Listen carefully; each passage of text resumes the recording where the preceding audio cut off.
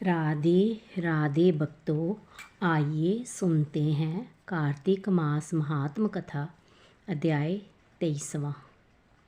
नारद जी बोले, हे राजन, यही कारण है कि कार्तिक मास के व्रत उद्यापन में तुलसी की जड़ में भगवान विष्णु की पूजा की जाती है। तुलसी भगवान विष्णु को अधिक प्रीति प्रदान करने वाली मानी गई है। राजन, जिसके घर में तुलसी वन है वह घर तीर्थ स्वरूप है। वहाँ यमराज के दूत नहीं आते।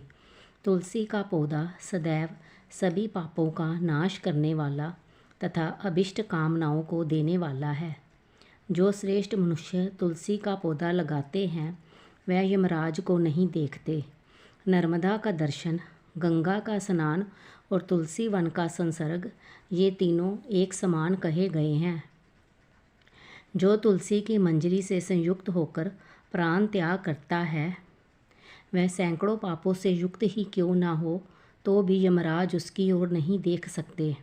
तुलसी को छूने से कामिक, वाचिक, मानसिक आदि सभी पाप नष्ट हो जाते हैं।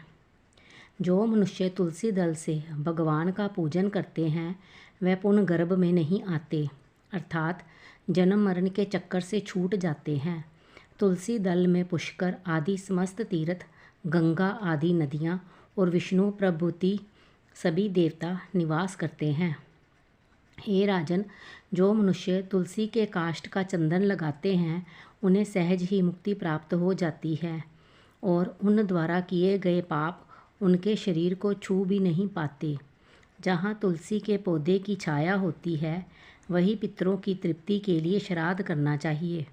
जिसके मुख में, कान में और मस्तक पर तुलसी का पत्ता दिखाई देता है उसके ऊपर यमराज भी दृष्टि नहीं डाल सकते। फिर दूतों की तो बात ही क्या है। जो प्रतिदिन आदरपूर्वक तुलसी की महिमा सुनता है वह सब पापों से मुक्त हो ब्रह्मलोक को जाता है। इस प्रकार आंवले का महान वृक्ष सभी पापों का नाश करने वाला है। आंवले का वृक्ष भगवान विष्णु को प्रिय है।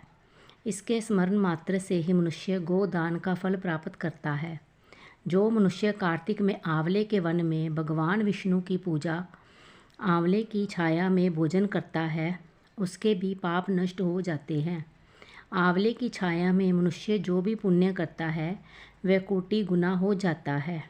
जो मनुष्य आंवले की छाया के नीचे कार्तिक में ब्राह्मण दंपति को एक बार भी भोजन देकर स्वयं भोजन करता है वह अन्न दोष से मुक्त हो जाता है।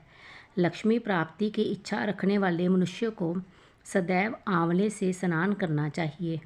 नवमी, अमावस्या, सप्तमी, संक्रांति, रविवार, चंद्र ग्रहण तथा सूर्य ग्रहण के दिन आंवले से स्नान नहीं करना चाहिए। जो मनुष्य आंवले की छाया में बैठकर पिंड दान करता है उसके पितर भगवान विष्णु के प्रसाद से मोक्ष को प्राप्त होते हैं। जो मनुष्य आंवले के फल और तुलसी दल को पानी में मिलाकर स्नान करता है उसे गंगा स्नान का फल मिलता है।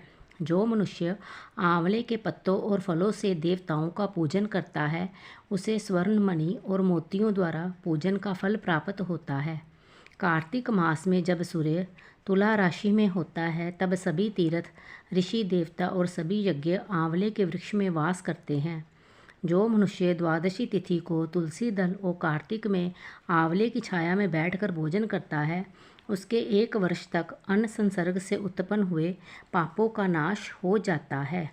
जो मनुष्य कार्तिक में आंवले की जड़ में विष्णु जी का पूजन करता है उसे श्री विष्णु क्षेत्रों के पूजन का फल प्राप्त होता है।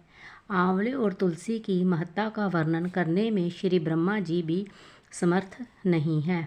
इसीलिए दात्री और तुलसी जी की जन्म कथा सुनने से मनुष्य अपने वंश सहित भक्ति को पाता है। कथा समाप्त हुई। राधे राधे।